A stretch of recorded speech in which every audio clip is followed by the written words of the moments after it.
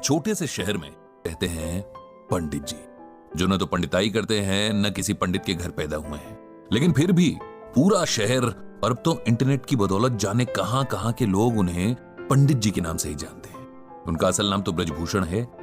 एक सरकारी ऑफिस में जिंदगी भर काम करने के बदले ठीक ठाक पेंशन लेकर रिटायर हुए हैं। घर में सिंपल सी वाइफ है, 2 बेटे हैं जो बड़े शहरों में अच्छे जॉब्स पर है।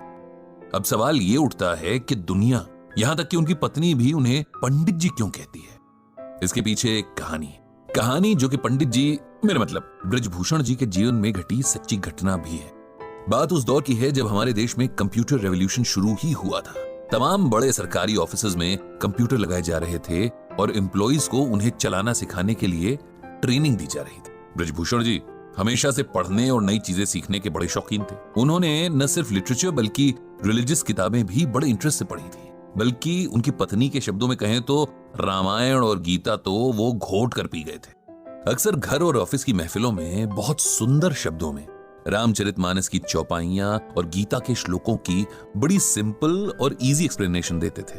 अब जब कंप्यूटर सीखने की बारी आई तो उन्होंने इसमें भी बड़े इंटरेस्ट के साथ पार्टिसिपेट किया, जबकि उनके साथ के बाकी लोग जाने क्यों बड़े बेमन से कतराते हुए ट्रेनिंग में हिस्सा ले रहे थे। उन्हें ट्रेनिंग देने वाली टीम कहीं बाहर से आई थी। 4 जवान लड़के जो शायद अभी अभी पढ़ाई पूरी करके निकले थे, इन्हें सिखा रहे थे। इस टीम में एक लड़का था जो बहुत कूल और काम नेचर का था।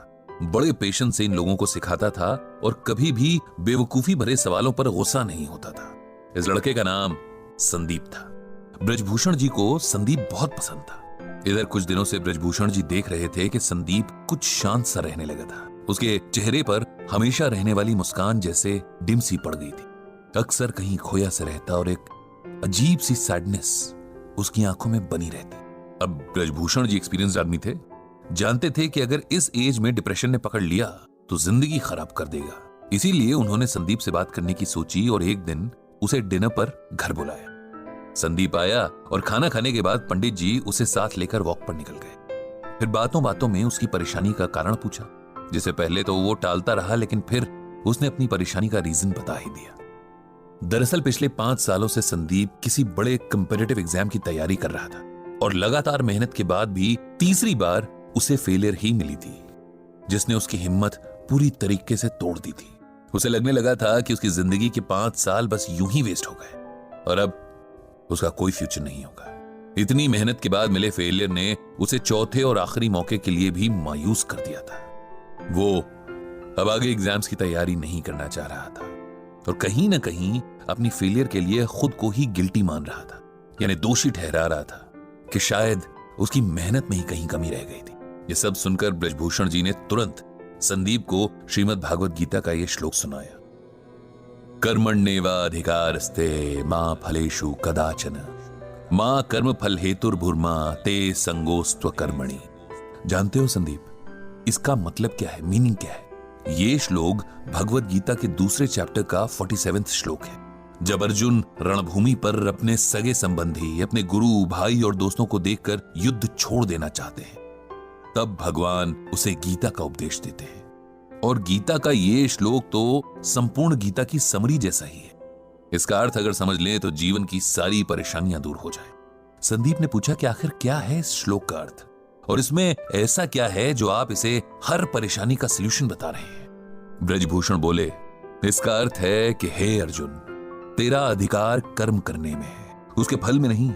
तू कर्म के फल के प्रति आसक्त ना हो या कर्म न करने के प्रति प्रेरित ना हो।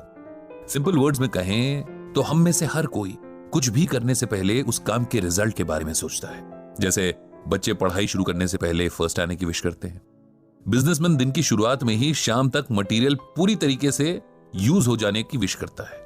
इंजीनियर नक्शा बनाने से पहले ही कोई मास्टरपीस बनाने की ख्वाहिश रखता है। हाउसवाइफ सब्जी काटने से पहले ही सोचती है कि आज का खाना खाकर तो उसका परिवार उसकी तारीफ करेगा। हर कोई अपने हर काम से अच्छे फल की उम्मीद करता है, जबकि हमारे हाथ में सिर्फ और सिर्फ अपना काम करना है। उसका रिजल्ट क्या मिलेगा, कैसा मिलेगा, कैसे मिलेगा, इस पर ना तो हमारा कोई कंट्रोल है और ना ही राइट। ये सुनकर संदीप बोला, अगर हम रिजल्ट की इच्छा ही नहीं रखेंगे तो उस काम के लिए मोटिवेशन क्या रह जाएगा? ऐसे तो हम कोई भी काम बस टाइम पास के लिए ही करेंगे, नहीं? ब्रजभूषण जी बोले, नहीं, इसका ये मतलब नहीं कि हम अपने काम में इंटरेस्ट ना लें या अपने एफर्ट्स में कमी करें।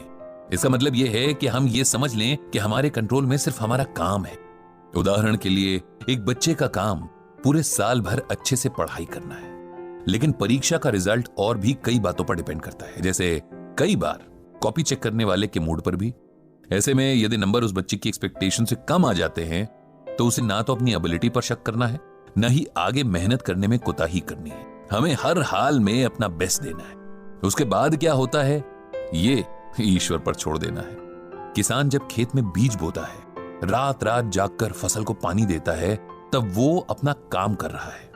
लेकिन अगर सूखा पड़ जाए या उसकी फसल को कोई बीमारी लग जाए, तब किसान को अपने आप को इसकी वजह नहीं समझना चाहिए, क्योंकि ये बात उसके कंट्रोल में नहीं थी। जीवन में बहुत कुछ ऐसा है जिस पर हमारा कोई वश नहीं है, लेकिन खुद पर और अपने कर्म पर हमारा पूरा वश है। इसीलिए उसमें कमी नहीं रहनी चाहिए। जब हम इस बात को समझ लेंगे तो जीवन की छोटी बड़ी बातों में हौसला नहीं हारेंगे, खुद पर विश्वास रखेंगे और हमेशा अपना सर्वश्रेष्ठ देने के लिए तैयार रहेंगे। ब्रजभूषण जी की बातों ने संदीप पर जादू जैसा असर किया। उसने मन ही मन एक बार फिर पूरा जोर लगाकर परीक्षा की तैयारी करने का फैसला कर लिया था।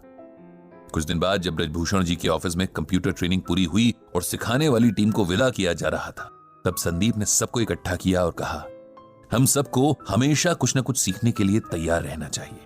टीचर कहीं भी किसी भी रूप में मिल सकते हैं, और हो सकता है कोई ऐसा टीचर मिल जाए जो लाइफ के लिए आपका एटीट्यूड ही बदल दे।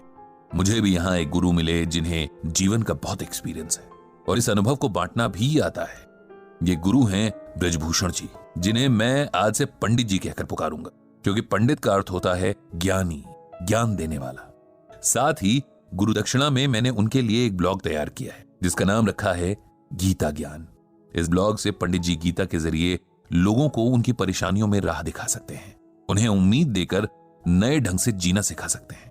इस तरह उस दिन से ब्रजभूषण जी का नाम पंडित जी पड़ गया और उनका गीता ज्ञान ब्लॉग एक जरिया बन गया जहां लोग अपनी परेशानियां पंडित जी को लिखकर गीता के जरिए उनका सलूशन पा सकते थे।